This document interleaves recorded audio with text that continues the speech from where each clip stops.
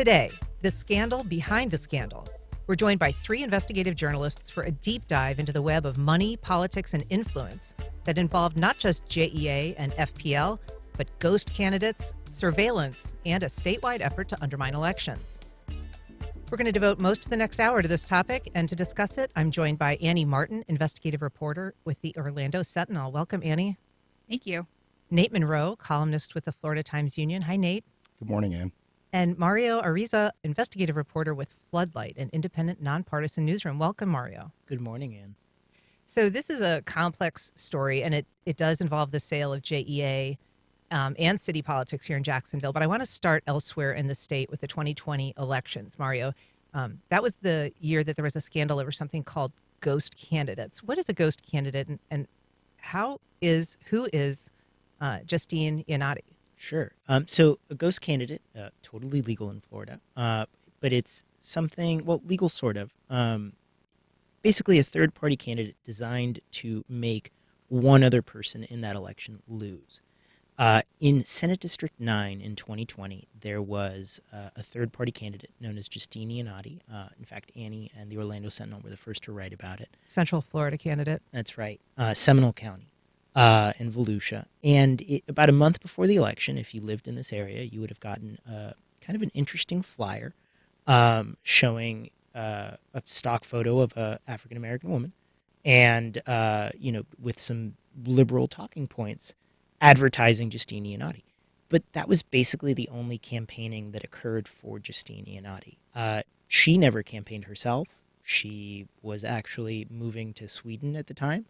And the goal of her entrance into the race, I think is fair to say, was to damage the Democrat in the race and help Republican Senate candidate, now Senator Jason Broder, win. She was not an African-American woman, despite the photo that was on the flyer. She was not.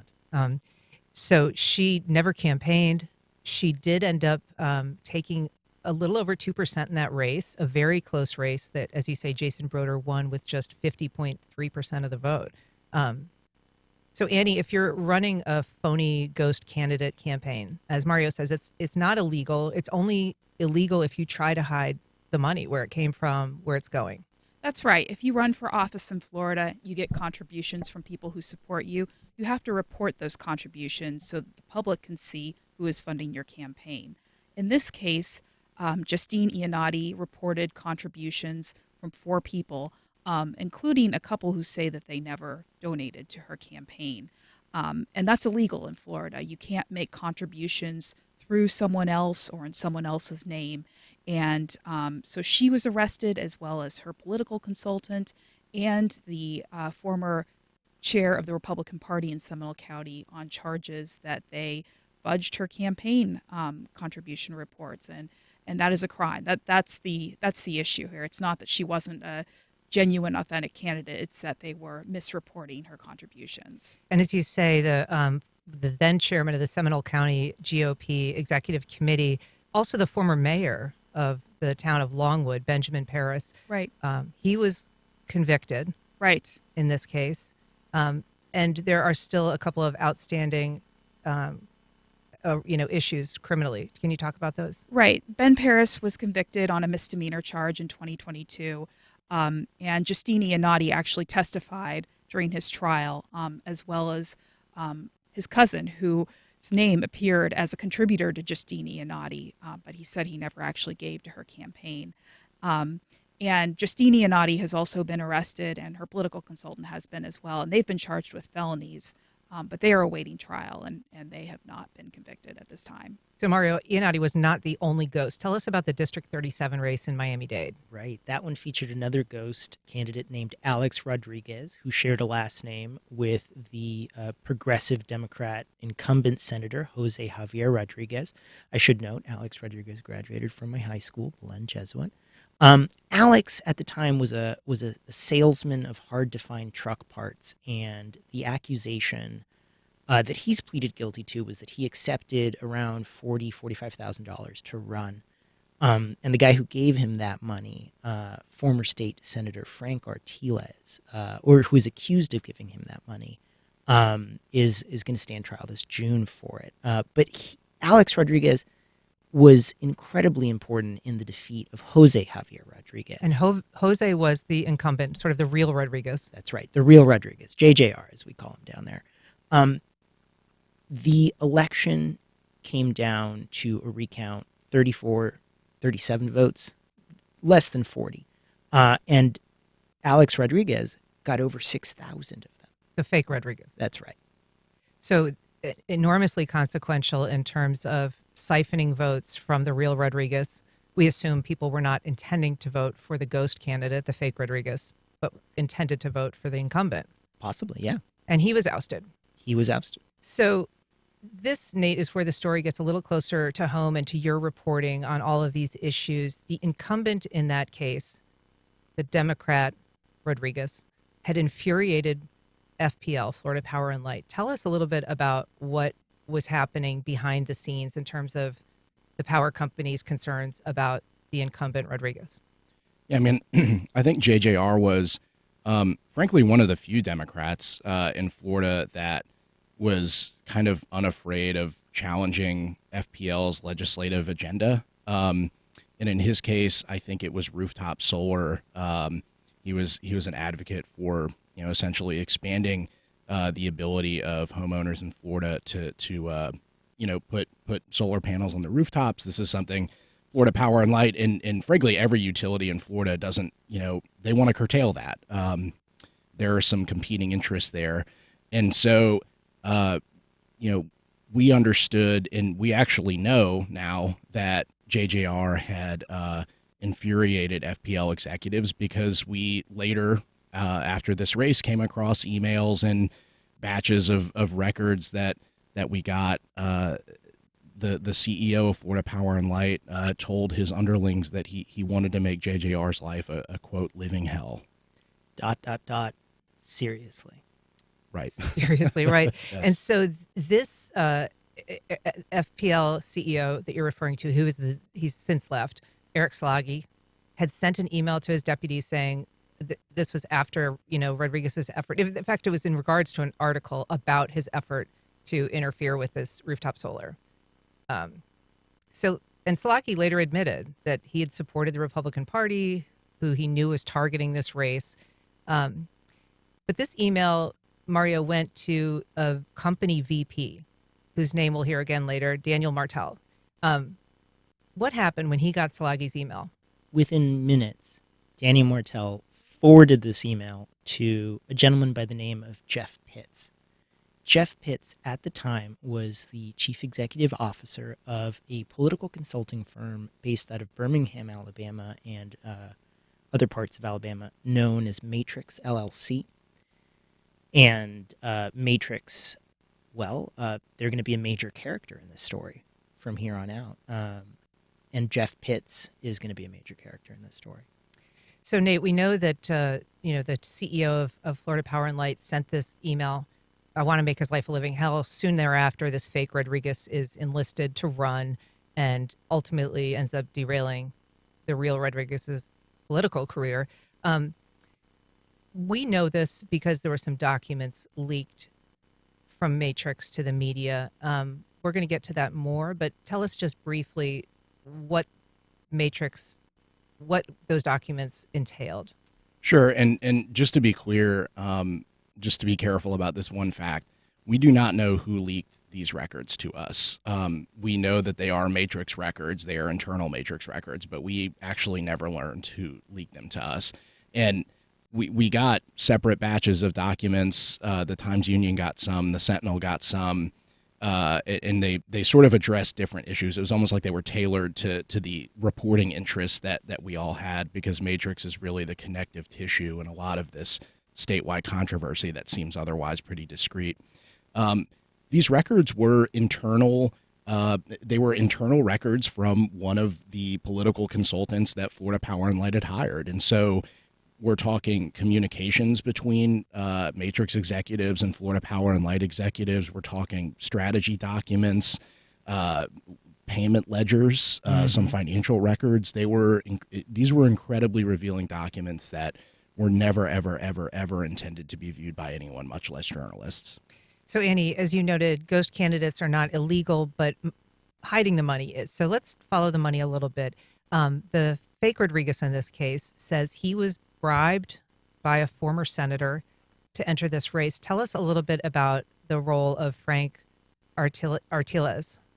Yes, Alex Rodriguez admitted and pled guilty to charges that he took a bribe of $45,000 to run as a spoiler candidate in this race. And he was given that money by Frank Artiles, who was being paid by operatives who were working for the Florida GOP during the Florida Senate races back in 2020. And in fact, Frank Artiles was being paid to work on South Florida Senate races.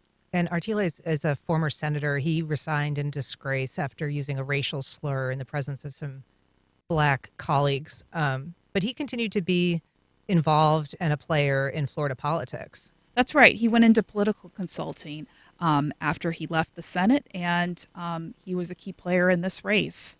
And he ran a political committee, and he continues to be a presence in Florida politics. So we know Artiles is accused now of funding Rodriguez, but where did the money that Artiles gave to Rodriguez come from, Mario? So we now know, several years after the fact, that money came from a political committee, a 501c4 tax-exempt group that was operated by and controlled by Patrick Bainter.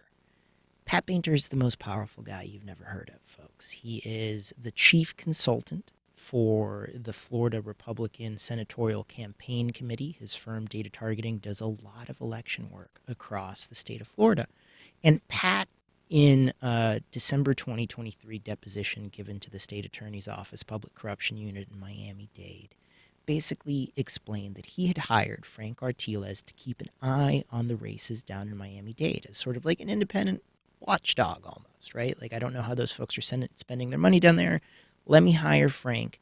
But he also admitted that he'd had discussions with Frank about Frank running a third-party ghost candidate. And when prosecutors asked him about this, he's like, yeah, Frank said he could do it and do it well.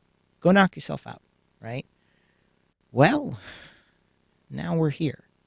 So he had $100,000 transferred to Pat Bainter of Data Targeting. It had $100,000 transferred to a dark money nonprofit that was controlled by Artiles called Florida Stronger. Correct. But the Data Targeting and Bainter, they weren't the only source for this money that Artiles was using on the ghost candidates. They weren't the only source of the money that funded The ghost candidate. Right. funded the ghost Yeah. candidates. So talk a little bit about that. There was a political action committee, Nate, called Grow United, and they also backed the ghost candidates. Yeah, Grow United is an interesting organization on paper. It was a not-for-profit that was supposed to be advocating for marijuana legalization or the relaxation of marijuana laws. Florida Power and Light claims that it had no role in the creation of Grow United, which, again, on paper, bears no relationship to Florida Power and Light, and yet some of the financial records that the Sentinel got and that we got and are sort of cross-referenced and other records we've seen show that Florida Power and Light probably did have some hand in the creation of Grow United. Grow United's filing fees were billed to Florida Power and Light, and ultimately one of the few things I'm aware of that Grow United actually did was make a job offer to Jacksonville City Council member Garrett Dennis. Garrett Dennis was a vocal opponent of privatizing JEA, Jacksonville's city-owned electric, water, and sewer utility. Privatization was one of Florida Power and Light's top priorities in the state, and has been throughout 2018, 19, 20. And so Grow United is another very important sort of character, so to speak, in the story. And go ahead, Mario. We should just make it really clear that it's not necessarily proven that Artiles even know Grow United existed, but what we're talking about is Frank got this $100K from Pat Bainter, and he, according to the prosecutors, gave some of this money to the candidate Rodriguez to run, right?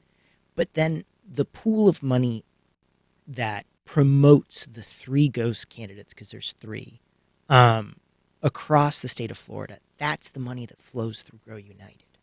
And Grow United paid for the ads that Mario talked about at the beginning of this segment that were promoting the three ghost candidates as progressives that, in ads that seemed like they were intended to mislead liberal-leaning voters into voting for them instead of the Democrats in those races. But the connective tissue in all of this is that firm matrix, because we know that Grow United was controlled by two people, April Odom and Jeff Pitts, and at the time they worked for Matrix, and they've since left to work for a company called Canopy Partners. But at the time they both worked for Matrix.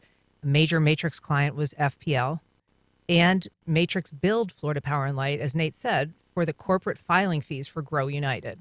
So that's kind of where we get into the difficult web here, but there are these tentacles that connect all of these things together. That's right, and it's complicated, and it's intended to be that way. They don't want the public to know where the money paying for these ads is coming from. They don't want to know who was funding. They don't want people to know who was funding these candidates. So that's not a bug. That's a feature. They wanted to confuse voters. There's always been in Florida politics, reporters, we've always known that there's the surface level politics, which are when you look at the contribution and campaign finance reports, who is giving money. We've always known there was a layer beneath that, which is, these different committees can shuffle money around, and it can be sort of hard to track who's paying for what. But this is all actually about a layer underneath even that. And that's something that you only get to with insider knowledge that comes from stuff like these leaked records. As Annie said, it's intended to be confusing. Listeners are probably picking up on that fact. It almost sounds like tinfoil hat conspiracy stuff, frankly, but the connective tissue is all there. And it's these Matrix operatives using these weird kind of obscure groups doing all of this kind of nefarious stuff. And so we know that this group, Grow United, is formed. Annie, where did Grow United get its money? It got its money from a group called Let's Preserve the American Dream, which is a political action committee. It received $1.15 million in 2020. And that political action committee, Let's Preserve the American Dream, is controlled by Republican pollster Ryan Tyson. He's a former vice president of Associated Industries of Florida, which is a big business lobbying body. And one of the biggest members of Associated Industries of Florida is FP&L. So Let's Preserve the American Dream. It's a PAC. It's controlled by this, actually a DeSantis advisor, Ryan Tyson, kind of a bigwig in the Republican world. He worked at the time for Associated Industries of Florida, and one of their biggest clients is a lobby organization was FPL. That's right. Okay, so they give a bunch of money to Grow United, as you said, over $1 million. And then Grow United in turn provides about half of that to a pair of political committees, Mario. They're both, well, why don't you tell me about that? Who are these two political committees that Grow United is financing at this point? Yeah, I'm going to forget the names of the political committees, but they were run by an associate of Ryan Tyson called Alex Alvarado, and they were sort of kind of registered to friends of Alvarado's fiance. Yeah, school? It was him and his fiance's friends. And these young women were not people who were involved in politics. They had been asked to put their names on these committees and receive some money in return. But they were basically, like the ghost candidates. They were just Pawns. front men, for these organizations. When we first saw these flyers, we did some research on these political committees whose name appeared on these flyers. And we were, researching the young women whose names appeared on those flyers, and we couldn't find, any information about them in relation to Florida politics. They hadn't, they weren't involved with any other political committees. They weren't involved with any of the major political parties. And so we were really scratching our heads about, who these folks were and what was the purpose of the political committees that they were running. And they were really caught off guard when the reporting began, right? They were sort of like, what are we, one of them is a roommate of his wife and one of them is a, friend. Right. And they were texting Alex Alvarado, who's a political consultant, and saying, well, what the heck, reporters are contacting me. What should I say? And, I think that they just didn't understand what he was asking them to do when he asked if he could use their names on those political committees. And those political committees, in my notes, called The Truth, and one's called Our Florida, and they, again, were funded by Grow United. So I want to just reset for a minute. If you're just joining us, we're talking with 3 investigative journalists who've been reporting for years now on a statewide scandal involving ghost candidates and dark money and the local attempt to sell JEA. You can join our conversation live on air by calling 904-549-2937. You can also email firstcoastconnect@wjct.org, or you can reach out on social media. Nate, so around this time, all of this is happening. Florida Power and Light is trying to acquire JEA. Remind us why FPL wanted JEA in the first place, and why at one point it seemed that they were destined to get it. Yeah, so JEA has always been an attractive potential target for Florida Power and Light. It services what is often referred to as kind of the hole in Florida Power and Light's donut in this region. So Florida Power and Light service territory basically spans the entire east coast of Florida except for Jacksonville. JEA is by public utility standards, a large public utility, one of the largest in the country. And it's got a big customer base. It's got a growing service territory. Jacksonville is one of the fastest growing cities in Florida. And this is just a very logical, kind of makes it a very logical, acquisition target for a large investor owned utility. And so and that's not scandalous in and of itself. Utilities buy other utilities. That's kind of how the industry works. But JEA has been one of their top targets for many, many, many years. We should note we reached out to both FP&L and JEA, and neither were able to comment. Both are also underwriters of WJCT, we should note. But Nate, so they were eyed for acquiring JEA, and ultimately they ended up being the highest bidder had that gotten to that point. Yes. I mean, so Florida Power and Light, I think it's fair to say they viewed the then mayor at the time, was a Republican, Lenny Curry. He was the former chairman of the Republican Party of Florida. As soon as he got into office, there were people who thought that he might have an interest in privatizing JEA, privatizing it for philosophical reasons, privatizing it for fiscal reasons. Selling JEA would net billions of dollars to the city, or at least that's the common kind of understanding of it.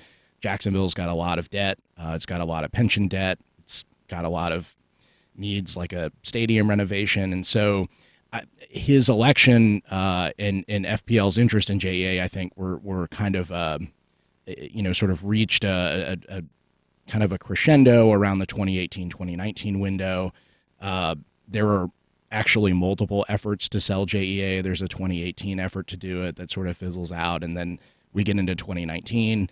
The mayor helps install a CEO a CEO at JEA, who is very open to the idea of putting JEA up for sale and ultimately does.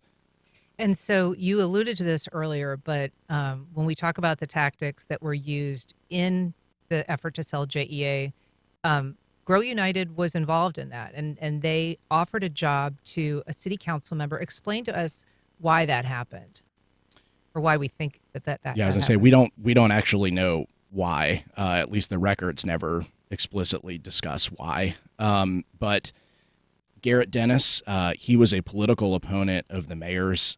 Garrett Dennis is a Democrat. He became over time a very vocal opponent of even the idea of selling JEA. And here comes Grow United. This obscure group that's doing other stuff around the state. There's ghost candidates. Well, Grow United, which again on paper is supposed to be this sort of pro-marijuana legalization advocacy organization, makes an offer to Garrett Dennis through an intermediary for him to take a job with them. And the idea was he was going to be traveling around the country working on marijuana decriminalization issues.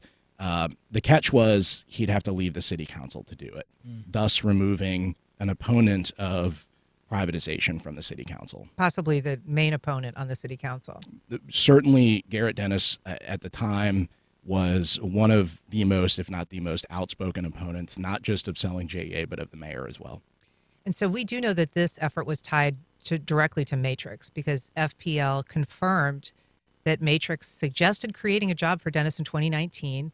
They said that FPL rejected that idea, and they blamed the founder of Matrix. Explain to us who the founder of Matrix was, and the relationship that, I guess, the split he had with some of his employees that ended up leaving. Yeah, I mean, I think the way to probably for people to think about this, there were essentially two camps within Matrix. There was a camp affiliated with the then owner of Matrix and still owner of Matrix, a man named Joe Perkins. And there was a camp within Matrix that sort of aligned with the then CEO, Jeff Pitts. So Joe Perkins and Jeff Pitts. I know Mario has done a lot of research into Joe Perkins and Matrix, more than I have. But the kind of short version of the story is these two camps have a major falling out with each other. I think some of the reasons for that falling out are mysterious to us, but Joe Perkins' interests seem to revolve around other clients of Matrix's that include a rival utility to Florida Power and Light, while Jeff Pitts is doing work for Florida Power and Light that might be undermining the interests of those other clients that Joe Perkins at Matrix is also representing. So it became a very messy sort of food fight that does eventually devolve into litigation. Okay. And we know that the employees that left, I mean, Joe Perkins is still at Matrix. We reached out to both men. We reached out to Joe Perkins. He didn't respond. We reached out to Jeff Pitts. He's the one that left and created Canopy Partners with Stephanie Odom. And he said he can't talk due to the terms of the settlement. But this did, Mario, result in a very acrimonious split, as Nate said, and then has been settled. Right. Yeah. No, it's been settled, and there's a sort of pale of silence that has descended over the whole thing. But I think there was an Alabama political columnist who once used the phrase "a gravity wave" to describe the just momentousness of this split and this sort of litigation. And it's a gravity wave that was felt across the power centers of the Southeast United States. Matrix was active in 10 states at least. And they were an incredibly complicated and complex and effective organization, right? This is an organization that has two private airplanes. One is a jet, one is a twin-engine propeller. But yeah, no, they settled their dispute, and Canopy is now working independently, sometimes under other names, and Matrix is still working. If you're just joining us, we're talking about the statewide scandal involving ghost candidates, dark money, and the local attempt to sell JEA. You can join our conversation live on air by calling 904-549-2937, or you can email firstcoastconnect@wjct.org. We've talked about the ghost candidate issue. We've talked about the dark money, but this story also involves something arguably more disturbing, which is surveillance. And Nate, you were actually the target of this surveillance. How did you learn about it? So, like I described in the outset of this conversation, the Sentinel and the Times-Union got, over time, separate batches of leaked records, leaked internal records from Matrix. It came to me in an email from someone using a pseudonym, a fake name. It essentially was just an attachment with some records. I knew fairly quickly what it was I was looking at. Because by then we had been working with the Sentinel and some Matrix and JEA related stories for a while, and one of those documents was a photo of my wife and I walking our dog in Neptune Beach, not very far from the apartment we lived in at the time. The leaker would sometimes provide context for what we were looking at in these emails, and I'm not going to use the leaker. I think this was a single leaker who used different names communicating with different people. That's my speculation, but I think it's a good idea not to share those names. Would sometimes provide context for what we were looking at. I was able to communicate sometimes and draw more records out from time to time, but that's essentially how it came, was just an email attachment. And so it included a photo, as you say, of you and your wife. Obviously, you didn't know you were being photographed, but it also included some sensitive personal information, your social security number, a background check, and also indicated that they had been tailing you. Tell us a little bit about that. Yeah, there are some records that indicate that in 2019, my wife and I, she was then my girlfriend, but is now my wife. We were in Pensacola for a friend's wedding in the fall of that year, and we were. I'd been watching. There were a lot of LSU fans in Pensacola. Believe it or not, I'm an LSU grad. We were watching an LSU Alabama game during the reception, sort of huddled around a small TV, and this is kind of a classic LSU Alabama matchup. Comes down to the last minute, LSU wins. And so I had tweeted, probably not super wise of me to do this in hindsight, but just sort of said, hey, LSU won, time to get drunk. That tweet caught the attention of either the private investigator who had been following us or Matrix operatives because they shared it. And there was this implication that there was some expectation that I was going to be driving intoxicated that night. My wife and I had actually Ubered that night, and the Uber receipt was one of the first sort of pieces of corroborating information that I got to sort of confirm that these records talking about my location in real time were legitimate, because the Uber receipt and the time of these messages being shared sort of matched up. So this is like this would be impossible for someone who was faking records to embarrass FPL. This would be, they'd have to be a mind reader of some sort. And so the documents included text messages from someone doing this surveillance to FPL's Vice President of State Legislative Affairs, that name we heard earlier, Danny Martell. That's right. And he received that and responded. So we know that he received that. And there was an exchange where they sent the screenshot of your tweet about getting drunk, and Martell responded, awesome. Right. And then that surveillance person later texted, he's in an Uber with a sad face emoji, as if, as you say, the expectation or the hope was that perhaps you'd be driving drunk. That is the only takeaway that I can draw away from those messages, and I think that's a very fair interpretation of those messages. So you spoke to the CEO of FPL when he was still there, Eric Salagi, and he said he didn't authorize that. He said, characterizing what Florida Power and Light said about these messages is frankly a little bit difficult because they offered lots of different forms of denial. Certainly rejected that they ever had journalists or me specifically surveilled, but as to these records, said they couldn't find them themselves in their own records, so maybe they're real, but we didn't know about them.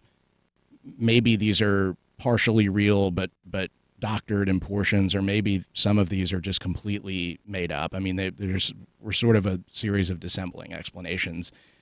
He actually came into our newsroom in our downtown office. Annie was there, and we were actually able to confirm and talk about a lot of stuff that we've talked about here today with him. That was also I know that was the interview where he confirmed the making JJR's life a living hell, that they authenticated that document.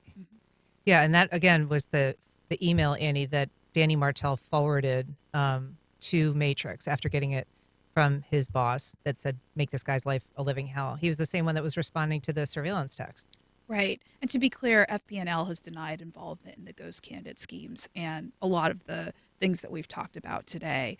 But that did give us confidence that the documents we received, we felt strongly before, I think, going into that interview that they were authentic. But I think his, confirmation that he had sent that email gave us further confidence that those were real. Those were real records that we had received. The JJR moment in that interview has always stuck out to me because, and Mario was sort of dialed in. Yeah.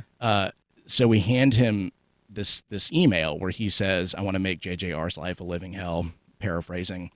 And I sort of expected, just given FPL's general behavior, that they would say this is fake or whatever. He looks at the email, looks at us and says, yeah. So, as if yes, I did say this. It was a very, he sort of immediately sort of got into why he didn't like JJR. It was like, And okay. he was very casual in that moment. He Yes. sort of put his hands up, like he was shrugging his shoulders and saying, "Okay, yeah, like you What's the said, big so deal?" what? What's the big deal?" Yeah. So this packet of information, Annie, we've talked a little bit about it, but when you first received it at the Sentinel, what all did it contain? It contained dozens of pages. It was delivered to us in hard copy anonymously. It included check registers, bank statements, emails, texts, invoices, ledgers, covering a 4-year period from 2016 to 2020. And as a reporter, I think this is the type of scene you might imagine in a movie. Like the reporters get this big dump of documents delivered anonymously, and they're combing through them, and they're getting all of these juicy details about some scandal they've been covering. But really, in real life, that rarely happens. It was just such a strange moment to, just have that delivered, handed to us. And we spent a lot of time going through those and making sure that we could corroborate details in them, because obviously if we were going to report on them, we need to make sure that they are authentic and not something that somebody is just trying to pull a fast one and get us to report something that's fabricated. We've got a bunch of comments and emails. I just kind of want to run through them here so that we're airing them and we can address them as we can. Charles emailed, wasn't there a ghost candidate in the Melissa Nelson versus Angela Corey race for state's attorney to keep the race in only the Republican primary to close it to Democrats? I mean, I would characterize that more as like a spoiler candidate. There's this genre of contrived candidates that run, and as Mario said earlier, this is legal. Like that running, having someone run to affect a different candidate, like that is something that happens quite often in Florida politics. That in and of itself is legal and known. That is a known thing that happens. And so how do you distinguish a ghost from a spoiler? What distinguishes the 3 2020 ghost candidates is the level of sophistication that went into promoting them and into getting them to run, and also the crime, right? The actual election crime here against the laws of the state of Florida, which are that you have to declare your campaign contributions to a candidate. The whole point of the ghost candidate, as opposed to like kind of a third party or spoiler candidate, is that you don't know who is motivating this individual to run. You don't know that their strings are being pulled by, some shadowy figure in the background. And as long as that figure can remain in the shadows, that candidate can have an effect on the race. But if all of a sudden it gets revealed that third-party candidate, Alex Rodriguez, Justine Yanati, whoever, is being put forward and manipulated by one of the two parties or corporation in the background, oh wow, voters can make an informed choice. And it seems like some of the folks running these candidates don't want voters to make an informed choice. We have a question, Nate, that maybe you can tackle. Someone asking anonymously, I've always wondered where Carrie Stewart's position was with the sale of JEA. She was a top administrator for the Peyton Curry and JEA administrations, and she has a master's degree specializing in privatization. She obviously has left JEA since kind of when everybody was house cleaning after the scandal. I don't know if you have any thoughts on that. I mean, she was part of Aaron Zahn, the then CEO's executive team. I've never viewed her as, there were sort of two tiers of members of the executive team. There was the group closer to Zahn and the group a little bit more removed from Zahn, and she was kind of in that latter group. I don't think there's any intrigue there that we haven't already written about. We have a call. Michael. Go ahead, Michael. Welcome to the show. Good morning. This is the panel of great journalists who've been following this story for years, and is really why I would pay for online journalism. A question, though, is it seems to me that there are two people in the Florida legislature who are holding their seats illegally, and I'm wondering if there's any evidence that Governor DeSantis's elections police have looked into this. Thank you so much. Thanks, Michael. So let's talk a little bit about the investigations and the civil cases that emerged from this. Yeah, absolutely. Well, to be clear, right off the bat, none of the people who were actually elected into office have ever been implicated in any of these crimes. They've never been charged. There's no reason to believe that they did anything illegal. But the investigations that have happened have been done by FDLE. They haven't been done by the state elections police. And there's no evidence that any of the people who were elected to office, any of the current sitting senators, are under investigation or in any kind of trouble. And we mentioned there was 5 indictments on the criminal side. There isn't a state election investigation, but Mario, there was a federal elections investigation. Yeah, there was a case brought by CREW, which is a watchdog group, Citizens for Responsibility and Ethics in Washington, a complaint before the Federal Elections Commission. The Federal Elections Commission's prosecutory body then sort of evaluated all the evidence and issued a report, and the report said, well, folks, it sure looks like there's fire behind all this smoke. We should open an investigation and find probable cause and kind of go in and get our hands dirty. And the FEC, on a 3-3 vote, deadlocked and did not move forward with the investigation. And that's a 3-3 partisan split that is kind of defines that body. Yes, ma'am. All right. Just briefly, because we got to wrap up here, Nate, is there more to come in this? There are some outstanding threads. There is some civil litigation in South Florida over some of these issues that we've talked about. That could produce more information. There